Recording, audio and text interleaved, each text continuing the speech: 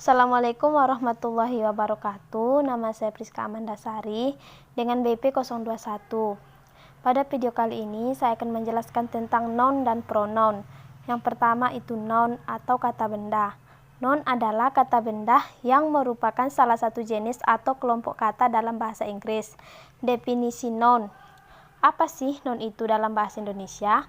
Noun atau nominah ini adalah kelas kata yang ditunjukkan untuk menyatakan suatu hal seperti makhluk hidup, benda, atau tempat. Jadi, bukan berarti karena noun ini dikenal juga dengan kata benda, berarti yang termasuk dalam noun ini benda. Tidak ya, dalam kategori ini bisa saja makhluk hidup, orang, hewan, ataupun tempat. Contohnya, people, lion, tree, school, table, Jakarta.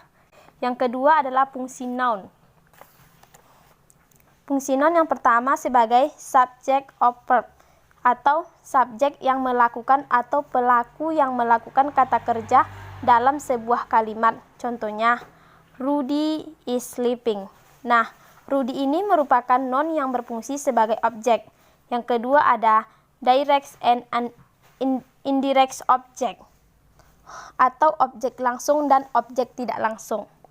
Direct object ini bertujuan untuk menjawab pertanyaan, sedangkan indirect object biasanya bertujuan untuk menjawab pertanyaan. Yang ketiga ada subject complement. Subject complement sebagai pelengkap atau yang merujuk ke subjek. Contohnya, Donny is the chairman of this company.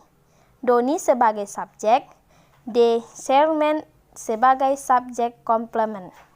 Yang keempat ada object of proposition. Contohnya, our office is on the first floor. Terus ada jenis-jenis noun.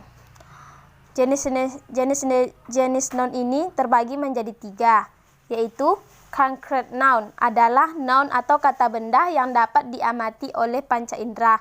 Contohnya, book, eraser, flower, classroom. Yang kedua ada abstract noun.